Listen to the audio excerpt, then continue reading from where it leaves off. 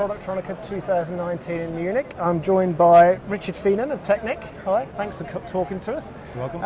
Well, you've got a new product here first off, but just give me a bit of background to Teknek, what you do and why you're here. Teknek is the world's leading provider of contact cleaning systems. At this show we've been attending for, I think this is our 18th Productronica now. We provide a system which cleans the boards, SMT boards, and removes contamination during the manufacturing process. We are here launching the European launch of our new machine, which is the SMT2 cleaning machine. So, have you seen, in that 18 times you've attended this show, the industry has changed hugely, but do you feel that the rate of change is speeding up in the last couple of years? Demands on what has to be put on those boards, how they have to cope with the demands of even the production process is demanding, yes, let alone what the product has to do at the end of it. Exactly. There are a lot of things driving those demands, whether it be the miniaturization of the components or the systems themselves. Obviously, new systems, things like SMT automotive, and the requirements for things that go into that.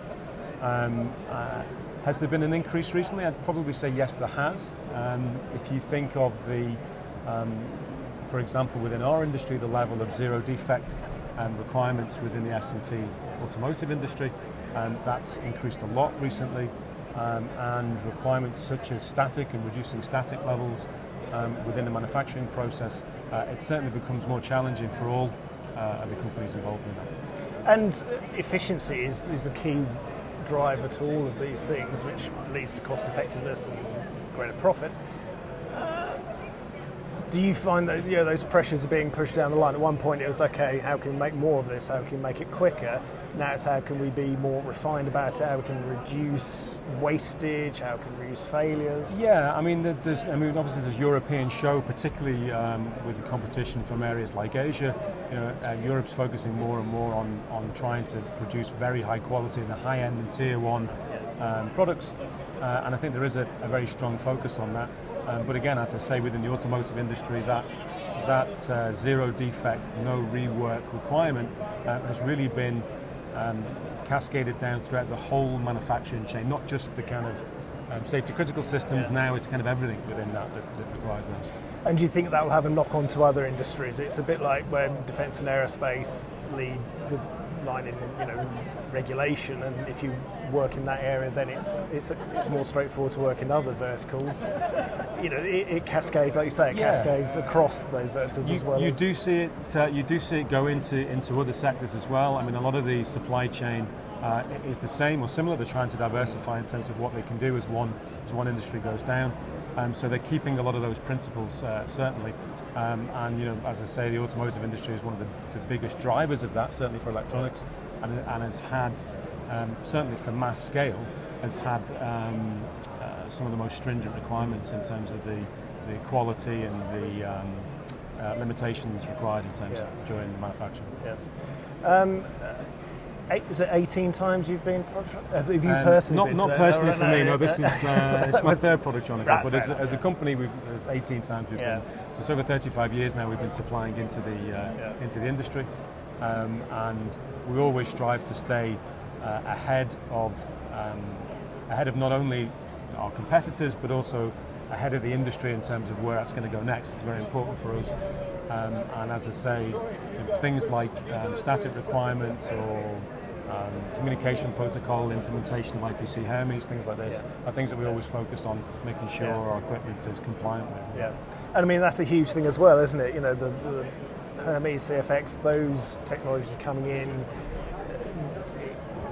and it brings in a world of collaboration. And do you think it sets a benchmark where, okay, well, we need to feed into these different systems so that you're much more a part of that whole rather than being a specific niche? Yes, there's certainly a lot of collaboration. Those kind of protocols, Hermes is a good example of trying to really draw information across the whole line and gather that together and analyze it in a way that kind of makes sense. So there's more and more of a requirement to understand not only what other bits of equipment are doing in the line, but also what the end user's really looking to gather out of it. We live in an age of huge data collection. The analysis of that is probably the next stage of deciding, well, which information is important, which isn't. How's it going to be analysed? What are you going to do with that information from there? So it's something we spend a lot of time looking into, and we try to stay ahead of that. But as with many of these things, trying to make the decision as to how it's going to be implemented is. Lots of different companies are involved with that, and it's a difficult process to do. Yeah, it's interesting, isn't it? It's a time where that takes time to get to an agreement between all those companies, yet it's being driven at a faster pace the whole time. Yes, as I say, it is a challenge. If you use the analogy of back in the kind of VHS versus Betamax days through from that, there are people that may think that doing it one way or another is the leading thing, but at some point there will be a winner that comes out of it, and probably that's the challenge for a lot of the manufacturers in the SMC industry, is that trying to know sort of which horse to back, which way it's going to go. But if you can stay abreast of the new developments and really what they want to get out of it, you normally manage to know which direction it's going. And it sounds like Teknek has its eye on the horizon as well as the immediate problem. So. Yeah, I mean, we've always prided ourselves. We're a very technology-driven company. We've prided ourselves on the level of R&D that we carry out every year. So, I mean, we are certainly ahead of all of our competition in terms of where we sit in the industry, but also actually ahead of a lot of the industry as a whole in terms of really focusing on that long term. What are we going to be doing in 4, 5, 6 years' time? How is the increased level of automation going to change the requirements for our products as well as everybody else? How's that all going to integrate with things like IPC Hermes and new communication protocols? So yes, we spend a lot of time investigating it. Yeah. Well, thanks for talking to us, Richard. You're welcome. Hope the show goes well for you. Yep. Day 1, by day 4, you'll probably feel a little bit jaded. I'm sure we will. We've got a good supply of. We're a Scottish-based company. We've got a good supply of Scottish shortbread on our stand. So hopefully that'll keep us going until the end of the week. Yeah. I'll come and find it. Thanks for talking to us. Thanks. Good to meet you.